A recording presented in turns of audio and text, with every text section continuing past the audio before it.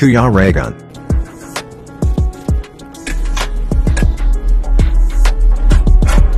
Sakit po lang talaga kayo, sir. Ganito na lang po yan. Ayan, at nandito tayo kina Ate Mayling. Ano na lang po. Hindi na lang po ipagpatuloy. Ano daw? Kakasapin po na talaga kayo ni Sir Phil. Kinausap mo si Sir Piel? Hindi si ano, Sino po? si Maanching. Hindi man ako kakasapin ni Sir Phil, kayo talaga. Bakit daw po? Yun lang, hindi ko nga alam kung ano ang sasabihin sa'yo. Kasi sabi ni Ate Jose, isang araw, Aha. mag-uusap na lang daw kayo. Kayo lang dalawa. Kaming dalawa lang ni Piel. Mm-mm. Anong paliwanag mo sa kay ate? Sabi ko, Ate Jose, sabi po ni Sir Regan, Aha. hindi po daw siya pupunta doon kasi may group, iba daw ang grupo nila. Aha. Sabi ni Ate Josie para kakausapin lang. Mag-uusap man lang silang dalawa. Hindi man mag-aaway yun. Ay, wala man talaga away. Alam ko man yan. Pero ano ngayon? May sasabihin lang sa kanya. Bakit di? Kung ganito na lang po yun, sir. Hindi ko na lang po pagpatuloy kasi mahirap po. Nahihirapan ako. Naguguluhan May ka? comment nga dyan eh. May comment dyan, nakita namin. Oo. Ayoko po ng ganyan kasi hindi man po ako nagsabi sa inyo na magpapabahay. Oo. Totoo yan. Bakit ang comment po Yan ang sabi ko sa'yo, di ba? Kaya ang ginawa ko nung nakaraan, walang vlog baga, di ba? Nung nakaraan, wala tayong vlog kasi gusto ko maayos na tayo lang yung presidente, di ba? Yung president ni buhay dito. Di ba nag-usap-usap tayo, ayoko ng vlog kasi syempre hindi man nila kilala ka. Hindi rin nila alam kung ano nangyari. 'Di ba? Hindi ko binilag 'yun. Kaso nga lang nagkaroon lang ng problema, nagkaroon ng issue na para transparent, palaman din nila kung ano yung nangyayari sa atin, blinag ko. Kasi baka mag-isip sila bakit ang tagal kong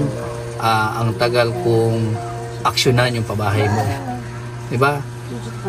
Baka mamaya ano na nangyayari. Kaya blinag ko talaga para malaman ng mga viewers kung ano yung nangyayari ngayon. Dahil nga blinag ka ni Piel, 'di ba? Huwag na tayo mag-mission ng pangalan. Blinag ka ng isang vlogger. Dahil sabi mo nalaman nila na may nag-vlog sa'yo. 'Di ba? Yun yung pangyayari. Marco, ang muna si Amara. Mara ka na yun. Daka muna ka muna sa luwas. Dali na. Daka muna ka muna. Makulit namin. Dali na. Dara mo cellphone. Friend, doon muna ka. Play. Ano yun, ate? Sabi po ni Ate Josie, bakit ayaw niya magpunta doon, sabi ko. Kasi ganito po yan, Ate Josie, ibang grupo nila eh. Wala pa ako magagawa niya kung ayaw niya doon magpunta. Para mag-usap lang sila, wala namang hindi naman sila mag-aaway. Sabi ko, baka mag-aaway yung dalawa, hindi naman. Wala man yan. Ang ko lang dito. Kasi sabi ko, kung mag-aaway man lang yun, parehas siyang bitawan ko kasi ayoko ng gulo. Ayoko mapahamak ng magpahamak ng mga tao na Kasi mahirap. Isa lang ako na humingi ng tulong. Kung mayroon tumulong. Kung di ba wala. Ang sabi ko lang, pumili lang naman sila. Kung gusto nila sila na magpabahay sa'yo, okay. Ako naman, kung magsabi naman sila na, hindi, ikaw na, si Kuya Regan na, tuloy tayo. Kasi, totoo yung sinasabi ko na, porsigido ako ng papabahayan ka. Ayaw kita bitawan, kasi sa totoo lang, nasimulan ko na, nandyan na yan, yan din ang paliwanag ko sa mga ibang supporters. Yung iba nagsasabi na wag na kasi nga baka maging gulo pa dahil may isa pang vlogger. Ang sa akin naman, ayaw naman kita bitawan.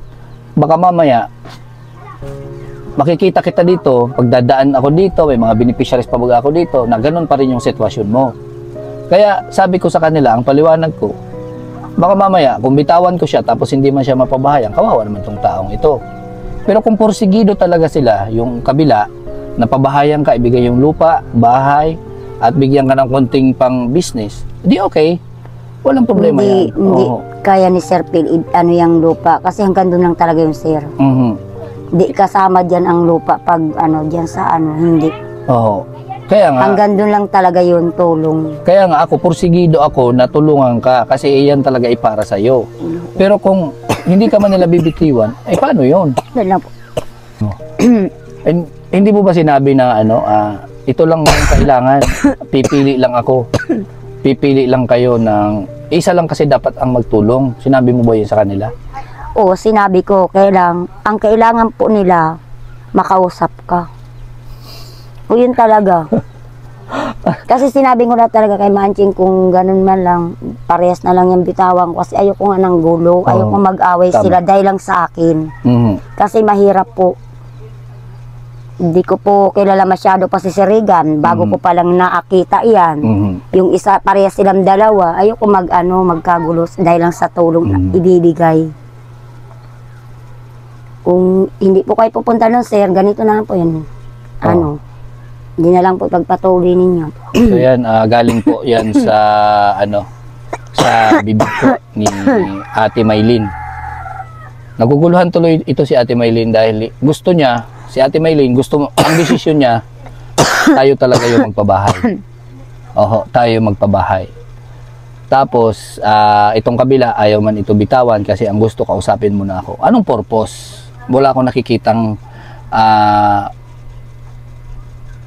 ibig sabihin bakit ako kailangan papuntahin pa doon.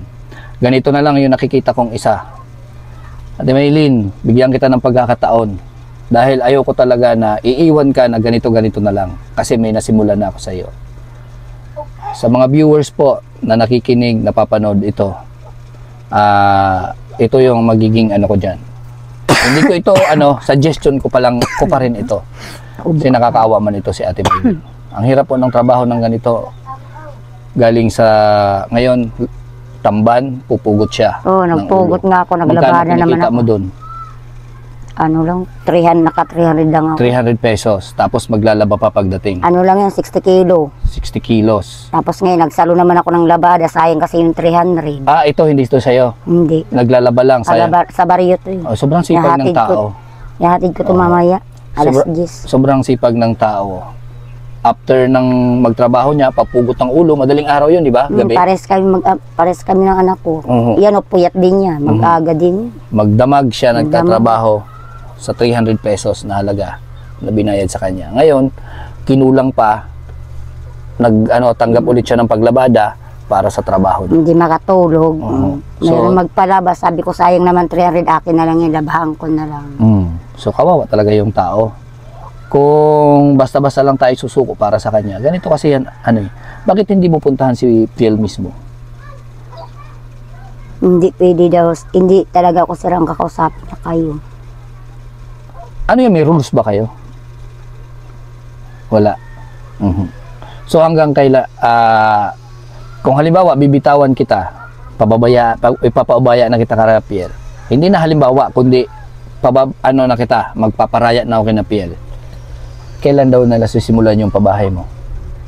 Yun po ang hindi ko alam. Di ba? Kanino ba sitwasyon, kanino ba buhay ang mababago? Sa'yo o kay Piel? Sa'yo, di ba? Ngayon, dahil sa sinasabi niya, nahadlangan yung mga pangarap mo na gusto mo magkaroon ng sariling bahay, lupa, di ba? Yun nga po ang iniisip ko, bakit po kayo kakausapin ni Sir Phil? Doon pa lang po sa sinabi ni ni Ate Josie, kinakabahan na po talaga ako, Sir, kasi baka mamaya niya pagdating nyo doon, magtalo kayo dahil lang sa tulong, mahirap po. Kaya pinag-isipan ko ng ilang beses talaga. Pag dumating, sabi ko si Sir Regan, sabi ko kay Mama Annabel, hindi ko rin pagpatuloy. Anong sabi ni Ate Annabel? Sabi ni Ma Annabel, bakit? Sabi ko, kinakabahan nga ako . Kasi papatawag kayo. Ano naman ang sasabihin ni Sir Phil? Di ba nyo pwede po yung i-chat na lang po? Di ba, training yan? Opo. Kaso nga lang, hindi talaga connected din. Napakadaling i-analyze. Bitawan ka lang niya or bitawan kita. Kung may malasakit siya sa'yo at nakikita naman ni Sir Nino man yun, yung kabila, na ang offer namin, ito yung mga offer namin at sa tingin naman nila na hindi rin nila magagawa para sa'yo, bakit di pa niya bitawan, di ba? So ako naman, sa akin naman, kung alam ko naman, nakakasiguro naman ako sa sitwasyon mo na mabibigyan ka niya ng pangangailangan mo. Tulad ng sinabi ko, bahay at lupa at kung ano yung mga paabot pa. Kasi ito po, ulitin ko, hindi ito natatapos doon. Hindi ako nakikipagsiksikan sa'yo dahil sa content. And hindi ako nakikipagsiksikan sa'yo para lang may vlog kita, may content kita. Ito, kinabukasan ng mga bata yung iniisip ko dito. Yung iniisip ko dito, sitwasyon ng mga bata na maging nasa mabuting kalagayan sila at wala ka nang iisipin pa habang panahon para sa mga anak mo na ganito, kailangan natin ng mga upa, kailangan natin ng mga ganito kung ano-ano. Siyempre, unang-una sa ating pagpapamilya, bahay, para maging komportable tayo, di ba? Oo, yun ang pangarap ng bawat pamilya na magkaroon ng bahay. So, hindi naman ako nakikipagsiksikan sa'yo. Hindi, ang iniisip ko lang, kasi yung sitwasyon ng mga anak mo at yung binitiwang kong salita na mapabahayan ka. Hindi ako after dyan sa magiging content kita. Kundi, yung nakita kong sitwasyon, nakalagayan mo, napakahirap. Kasi ganito po yan, parang naramdaman ko kasi Sir Phil, yung itutulong niya sa akin, parang ayaw niya magbitaw. Parang ako yung gagamitin niya, parang ganon. Yung pang di ko alam. Eh bakit nasabi mo na parang ayaw parang kasi ayaw kang bitawan? Kasi ganito po yan, di ba alam niya po na na-vlog ako. Di sana noon na sabi niya na, ay hindi ko na lang yung anuhin, tulungan kasi na-vlog na yan. Oo, na-vlog na kita. Wala man siyang sinabing ganun. Dapat magpaparaya. Ako naman, nabigla talaga ako. Dapat sinabi ko rin sa kanya, hindi nyo na po ako i-vlog.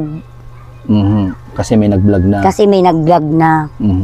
Ang sabi naman ng kaibigan ko kahapon, huwag kang bumitaw niyan kasi maganda yan. Kung ako papipiliin mo, doon ako. Ano nga gagawin ko? Ipinapatawag na yung isa, baka mamaya sabi ko, gulo yan. Kaya sabi ko, pinag-isipan ko, pares na lang bitawan. So, ganito yan, kung mayroon pa tayong Kasi itong anak ko, sir, nagtalo kami ng kagabi. Bakit? Sa post kasi sabi, dapat ba siyang pabahayan? Ano ba? Yun siguro yun. Yun ang title. Yan, kasi ano yan eh. Sensitive. Sabi niya, mama, wag mo na lang ipatuloy yan kasi doon sa kabila baka mamaya magkagulo. Tsaka ikaw baka sumaman loob mo sa ganyan, mag-post ka rin ng hindi rin maganda. Sasama ang loob mo. Sabihin mo kay si Regan, wag na lang ituloy.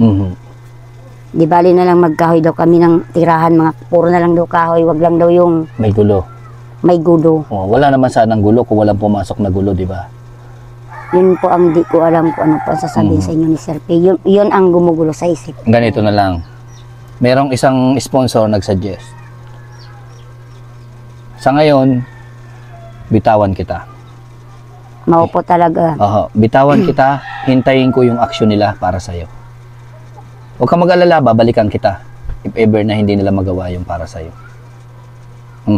Kasi nag-aantay malang ako kung ibibigay nila yun, kung hindi, okay lang. Ganito yan, ang ibang mga sponsors na nag-ambag, ayaw talaga na dahil iniisip lang din naman nila yung kapakanan ko na baka daw maging gulo pa. Ako naman, ayaw kita bitawan dahil ang inisip ko naman is pagtulong para sa'yo. Pero naaayon ito sa mga pera kasi ng sponsor to eh. At ang programa ng aming team, hindi natatapos doon sa pabahay. Tuloy-tuloy yan hanggat mayroong sumusuporta at tumutulong para sa'yo. Tulad ngayon, sunod-sunod balik kami kay Tatay Ente, pabalik-balik kami doon. Sunod-sunod na blessings yung dumarating. Sunod-sunod na biyaya ang dumarating sa kanya. Simula nung na-vlog ko siya. Hanggang ngayon, hindi natitigil. Kadadala ko pa lang ngayon ng para sa kanila, mayroon na naman nakaabang na parating. So, ganito yun mangyayari din sa'yo. kung magkataon. Pero dahil nga may humahadlang, hindi naman siguro hadlang, kundi may isa pang tulong na nagkukumplek tayo, ipaubaya muna kita doon. Huwag ka mag-alala kasi pag walang nangyari sa'yo dyan, babalikan kita. Pero nakadepende pa rin yan sa sponsor. Kung dumating yung time na yun na mayroon pa rin ako pondo para sa'yo, at dumating yung time na okay pa rin sa mga supporters ko na suportahan ka sa mga sponsor ko, nandito pa rin ako. Kasi ako naman is sa pagtulong man tayo, hindi tayo sa kung anong mga issue na yan. Kung kaya natin ayusin na walang hidwaan, walang kumparahan na kung ano pa man magkakasama sa bawat isa, ayusin natin ang ganun. Ngayon magpaubaya muna ako sa kanya. Huwag kang mag-alala at babalikan naman kita pagdating ng oras na walang nangyari sa'yo. So subukan muna natin kung ano yung magagawa para sa'yo. Ganun na lang. At para hindi ka naman mag-alala at hindi ka mag-isip sana o kumbaga hindi ka magsisi dahil sa ganyan yung naging desisyon mo. Oo. Huwag ka mag-alala dahil nandito pa rin naman ako para tulungan kayo. Hindi naman ako mawawala dyan sa inyo. Nandyan lang ako, magmamasid, observe kung ano mangyayari para sa iyo dito sa kabila na tutulong sa iyo. Ganun na lang. So, ito'y hindi ko sariling kumbaga desisyon dahil ano ko pala, kumbaga ito yung desisyon ko kumpara sa akin na. At alam ko po may maniniwala at magtitiwala pa rin sa ganitong idea ko. At alam ko makukumbisi ko pa rin po yung mga supporter, sponsor na nagdadalawang isip. Ngayon po, sa ngayon magpapaubaya tayo para walang gulo. Tapos, if ever man na walang nangyari sa kanya, kawawa naman talaga ito si Ate Maylin. Babalik pa rin tayo kay Ate Maylin. Kasi ang purpose naman talaga natin dito is pagtulong. So, ano man yung mga nangyayari ngayon sa kanya, at yung mga sinasabi nga na bakit nagpa-vlog pa, hindi naman natin masisisi dyan si Ate Maylin. Ang gusto ni Ate Maylin, maging mapaganda rin yung buhay ng pamilya niya. Kung saan at kung sino yung makakatulong sa kanya, doon din siya. Ngayon, dahil ayaw man magparaya ng kabila, siguro may kakayanan talaga sila na tulungan at nabigyan ng pagkakataon si Ate Maylin na maging maganda yung bahay o buhay nila. Doon muna tayo. So, subukan muna natin at pagbigyan muna natin sila. Balik tayo sa kanya if ever man na walang nangyari para sa kanya. So, ngayon, unahin natin siguro dito si Irene. Unahin muna siguro natin si Irene. At 'di ba, may naka-line up naman talaga para kay Irene, kay Ate Irene. So, ngayon napanood niyo po mga viewers, mga sponsors, no, about sa testimony ni Ate Maylin na ganito daw at ito yung desisyon niya na magparaya na lang ako, bitawan na lang daw siya kaysa pa magkagulo pa sila. Magkagulo kami. Ito yung iniisip. Maganda naman yung nasa isip ni Ate Maylin. Nubo talaga ako, grabe. Kumbaga si Ate Maylin, yung kinabukasan niya, yung sitwasyon niya na mapapaganda buhay niya sa atin, isasakripisyo na lang niya para lang walang gulo daw po. Yun po yung punto ni Ate Maylin, di ba Ate Maylin? Maupo kasi kahit mawala na lang sa'yo, parehas, basta wala lang gulo. So maganda po ang hangarin ni Ate Maylin. Pares na lang bitawan kasi kung magkakagulo lang, ayoko po ng ganyan. Hindi rin ako papayag kasi mahirap po yan. Oo, tama. So, si Ate Maylin, sa ngayon, bitawan natin at pabayaan muna natin siya sa ganitong sitwasyon. At sa sitwasyon niya ngayon, ipabaya muna natin doon sa gustong tumulong. Sila na muna lang yung paunahan natin. Kung may magandang mangyari, so okay. Ganun na lang po. So ngayon, ano masasabi mo Ate Maylin sa ito, naging pag-uusap natin? Masasabi ko lang po sa kanila, sa inyo po, pares ko bitawan muna kasi nahihirapan po talaga ako. Kasi ayaw ng isa magparaya.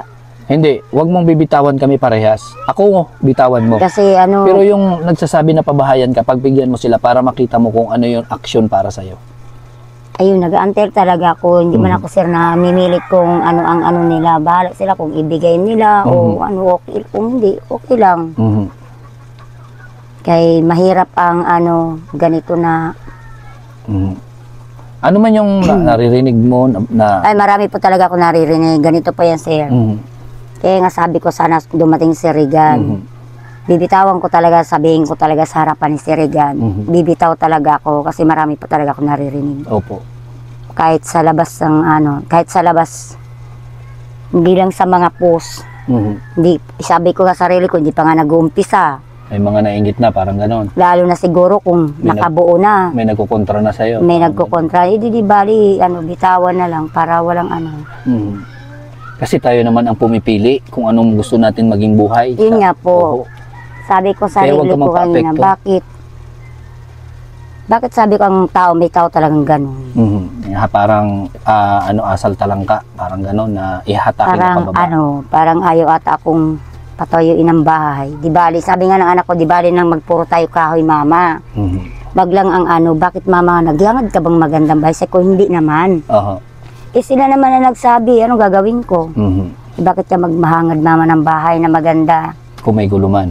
Yan, ngayon pa nga lang, di pa nga nagagawa Dami mo nang naririnig. Hindi kasi... Magkakaroon ka pa ng kaaway. Wala magiging... Ayaw pumayag sa ng anak ko. Ng magandang bahay. Gusto lang yung simple. Simpleng bahay. O hindi naman tayo gagawa ng magandang bahay, di man tayo gagawa ng building. Ayaw niya kasi Simple ang bahay lang naman, at least sa'yo yung lupa. Wala naman tayong gagawing magandang bahay. Kundi, yung simpleng bahay na sa'yo yung lupa, na hindi ka na marami ako naririnig, bakit daw sa dami daw naghihirap. Dapat ikaw pa daw. Bakit? Ikaw naman tayo yung karapat dapat Bakit? Meron pa bang katulad mo dito? Kaya sabi ko, magandang sitwasyon. Sabihin ko na sa Regan, wag na lang ituloy. So at least, nandito on cam, nasa vlog, nandito po sa video na to, yung mga decision po ni Ate Maylin. Ikausap pare ko, mama. So sana naintindihan niyo po yung sitwasyon ni Ikausap, Ate mama, Maylin. papagalitan tayo. Nagpaparaya si Ate Maylin para lang sa maiwasan yung kaguluhan. At syempre, basta ito yung advice ko sa iyo, Ate Maylin, huwag kang magpa-apekto sa mga sinasabi ng mga kapitbahay mo na hindi maganda para sa iyo. Part lang yan ng hindi pwedeng kasi sa oras ng kagipitan, hindi rin sila makakatulong sa iyo. Sa oras ng pangangailangan mo, hindi rin sila makakatulong sa inyo. Sarili mo lang din naman ang maasahan mo dito at pamilya mo. Focus kayo sa pamilya mo, focus ka sa kung ano yung kakayanan mo, magagawa mo. Kasi malilista ka Kahit nga kapatid ko nagsabi na bitawan mo na lang yan kasi pag narinig mo yan, di ka makatiis, sigurado yung gulo yan. Hindi. Ang yung mga sabi-sabi kasi. Kasi bakit ka pababahayan ng ganyan at bibili ang kaluti? Ano daw ang niyan? Purpose. Ano ang purpose? Hindi ko naman sinabi na i-vlog nyo ako kung saan dumating doon sa bahay. Ang purpose, tulungan ka. Ano ba ang na maihahon ka sa ganyang sitwasyon? Hindi ko alam nakikinig lang ako, sabi ko ng interview. Diba? Sige ganito. Sino ba may kakayanan na magbigay sa iyo ng ganon? Sino ba ang hinihintay mo na may kakayanan? Kahit sabihin man natin, sa gobyerno may nagbigay na ba sa iyo ng ganyan? Di ba wala? So napakalaking bagay ito para sa iyo. Ano ang purpose? Tulungan ka. At kami naman na ginagawa naman yung ganito, malaking bagay na magkaroon kami ng pabahay dito, achievement ba, na darating yung time, makikita na tayo dito sa bulan at marami pa kaming mapapabahayan dito. So yun lang yung purpose namin, Ate Maylin. Pag may nagtanong sa iyo anong purpose, bakit ka papabahayan, walang kapalit. Walang kapalit. Wala kaming inahangad na kapalit galing sa iyo, ninuman, kundi ito lang, makilala po ang aming community dito, ang Team Rochelle. Pag nakilala, mas marami magtatangkilik, manunood sa aming mga vlog, mas marami din tayong papabahayan. Magiging beneficiaries na katulad mo. Opo, marami po talaga nagtanong niya, bakit pababahayan ka, bakit? Anong purpose? Kasi di ba yung nilive nyo, siyempre maraming nakakarinig nun, kay maraming cellphone. Sabi ko, hindi ko alam, bakit? Di ka ba nanonood ng cellphone? Kung nanood sila, walang purpose, walang kapalit na galing sa inyo. Ang sa amin, doon na pabahayam, bili ng lote, sabi ko. Hindi ko alam iwan ko pa sa kanila. Yun nga, ang purpose, tulungan ka. Sabi ko, hindi pa nga nangyayari ang bahay. Dami mo nang naririnig. Yun nga, Ang purpose, Mamaya. mapabahayan ka at tangkilikin din kami Mamaya. dito sa ginagawa namin para marami pang mapabahayan. Mamaya na, mamaya na. Yun lang naman. Pinaalis nga natin, sinakalawian ka rin. Psst, ay, wag na sir, wag na bigyan. Oo. So, yun nga, sa tingin Silong ko, tabi kay maulan be. wala naman na dapat na tayo pang pag-usapan about dito sa mga mga sinasabi ng iba. Focus lang tayo sa kung ano yung magiging sitwasyon mo dito pagdating ng oras. Ngayon, ang desisyon ni Ate Maylin, tulad ng sinabi kanina, tigil na muna tayo. So ipag-ubaya na muna natin siya doon sa kabila na gustong tumulong sa kanya. Balikan pa rin natin si Ate Maylin kasi hindi naman natin pwedeng hayaan na lang na ganito na lang yung maging sitwasyon ni Ate Maylin. Oo. So tulungan pa rin natin siya, kawawa naman. Yun, sa mga nagtatanong sa'yo kung anong purpose, ulitin ko, mapabahayan ka, matulungan ka. At makilala din kami yung community namin dito sa lugar natin. No. Na if ever man na lumaki yung aming community, magkaroon pa ulit ng pabahay dyan dito sa lugar natin. Hindi lang dito sa lugar mo, kundi sa iba't ibang lugar pa dito sa buong Sorsogon. At kung saan pa. Kasi ito, hindi lang ito yung pabahay namin. Sa community, sa Rochelle community, mayroon ng sa Davao, mayroong sa Dait, mayroong sa Pilar, Sorsogon. Sunod-sunod yung pabahay po sa Dait. 3 na ba yun? 4? 4 na pabahay sa Dait.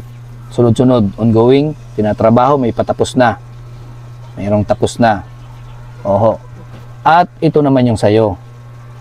Sa pamamagitan ko rin ito. Hindi naman ito, kumbaga, nag-vlog ako sa iyo dito para may balik na mayroong, kumbaga, para katulad dyan sa mga nasalihan nyo, na nagbibigay kayo ng 100. At magkano yun? 100. 100. Amount ba yun? Hindi naman. Pag nag-register ka, pag nagsumali ka. Pag mayroon lang Pag may. sa sa 100. Oo, na sinasabi mo na may 100 at saka 50 pesos. Ano Pag yun? mayroon lang emergency na ganun. Magbibigay kayo sa kanila. Bibigay. Oo, kami dito, walang emergency, kundi tulong yan sa'yo, walang kapalit. Walang 100, walang 50 pesos. Tulong yan sa'yo, libre. Wala kang ilalabas. Libre. Yun. So, nagkaroon lang tayo ng problema dahil nga doon nag-complex sa kabilang nag-vlog. Pero kung wala yun, Kasi hindi ko sana po talaga yun alam nag-vlog dun si Sir Phil. oho, sana tuloy-tuloy na sana ito. Kung wala lang yun. Bahala na po sir kung Oho. Kung wala lang yun, ay, sigurado meron ka ng bahay ngayon siguro dyan na ginagawa. Kaso nagkaroon lang tayo ng complex. Para lang mawala yung... doon rin naman ako titira. May ikawin na kasi ako doon. Pagkatapos ng burutuhan. Kasi aalis din yun, pupunta din yan Maynila. Iwanan naman ako niyan. Oho. Sabi ko pagkatapos ng butuhan, Oho. panday naman na natin doon sa kabila. So yun na po ang desisyon ni Ate Maylin. Makaparaya na daw po tayo. And siya wala na rin kumbaga, ang sabi kasi ni Ate Maylin about dito sa anak niya na pinipigilan siya dito sa pabahay nga dahil kung magiging gulo lang naman at may mga nasasabi about sa kanya, wag na lang. So ako naman is tuloy pa rin sana yung pabahay ko para sa kanya. Kaso nga lang, yun nga, magpaparaya na lang tayo para kay doon sa kabilang grupo para wala nang problema. Di ba Ate Maylin? Ganun na lang. And babalikan natin si Ate Maylin if ever na magkaroon pa rin tayo ng budget. Meron pa rin tayong budget. Sa ngayon po, hindi na tatapos kay Ate Maylin ang ating project. Maghahanap ulit tayo ng karapat-dapat na pabahayan and tuloy-tuloy lang po dito sa ating programa. Si Irene, pupuntahan natin kung ano yung magiging sitwasyon doon. Tulungan natin, mapabahayan din siya. And tuloy-tuloy ng karapat-dapat na mapabahayan dito sa amin sa Sorsogon. Ngayon, yung project ko kay Ate Maylin, stop muna or pause muna. Tingnan muna natin kung ano magiging sitwasyon ni Ate Maylin dito sa magpapabahay sa kanya. So kung walang mangyari, pasok pa rin tayo sa kanya. Alang-alang po sa mga anak niya. Alang-alang po sa sitwasyon niya. Opo. So, alam naman natin kung paano tayo iiwas sa problema. Alam naman natin kung paano iiwasan yung magiging kumbaga magiging problema dito dahil nga sa conflict dito sa kabilang grupo. Na magka-conflict doon sa kabilang grupo. Paraya muna, pagka binitawan nila at ganun pa rin ang nangyari, balikan natin si Ate Maylin. Dahil hindi po sila kumbaga mga bagay na pwede na lang natin iisang tabi, pababayaan. Tao din sila na may buhay at nangangailangan din ng tulong ni Numan. Tulad ng sinabi ko, ipaliwanag mo doon sa nagtatanong kung anong purpose namin. Ang purpose namin, tumulong sa inyo, walang kapalit na halaga. Wala kaming hinihingi na halaga ni piso.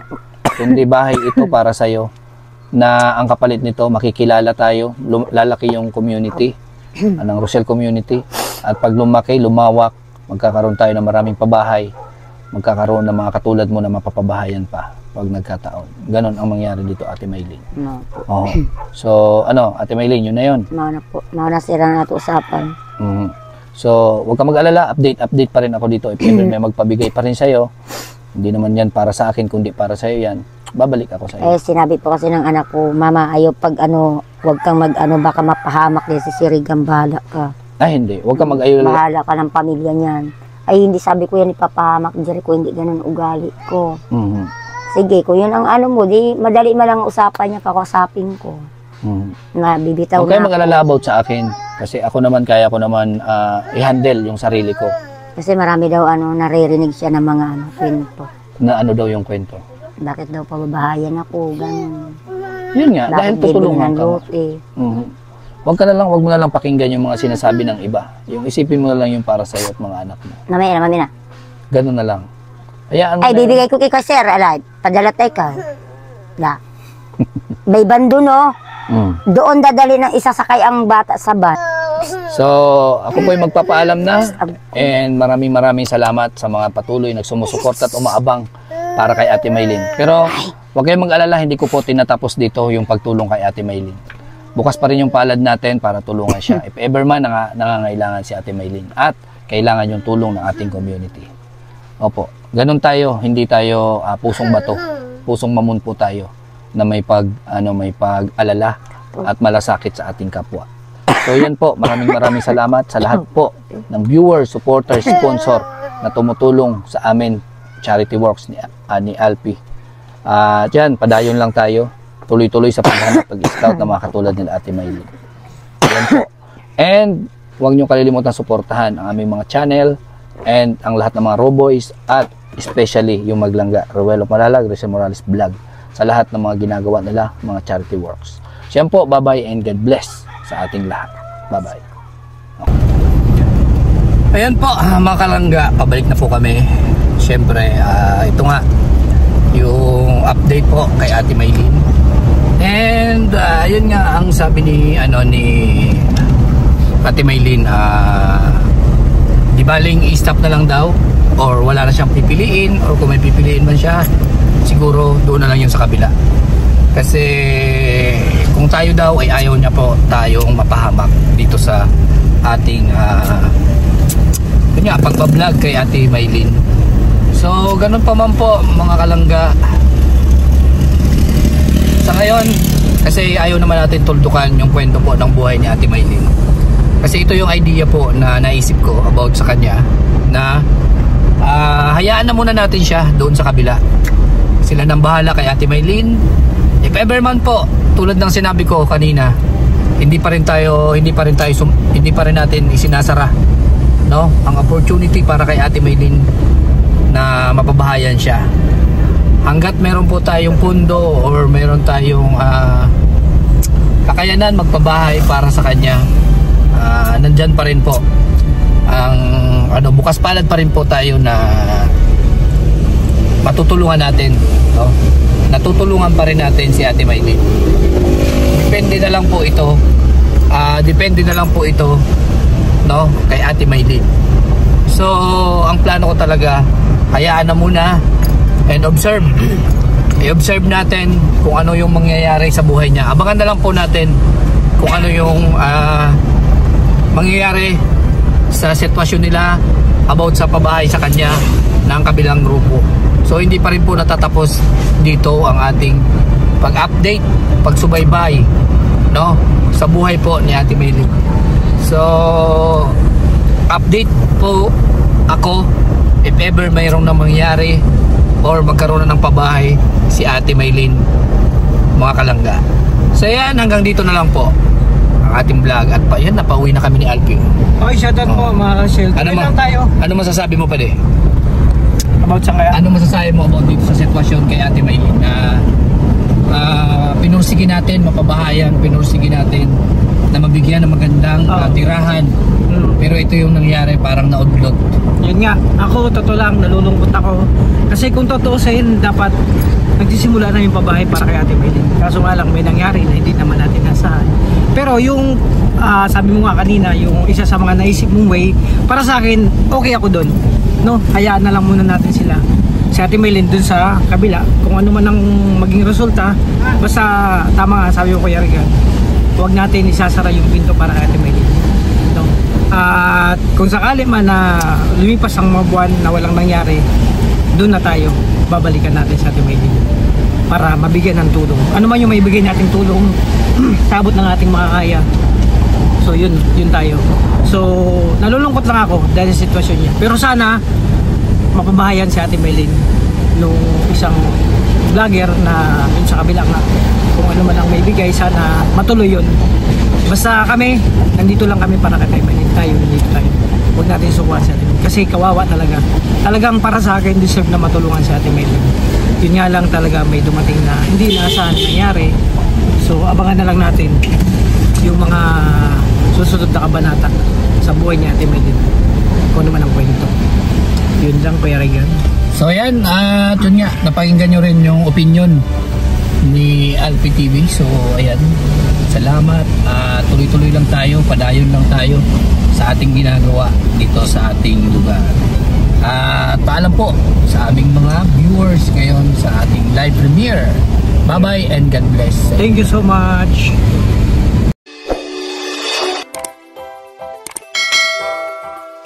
Kaibigan at kasama nyo, Kuya Regan Vlog.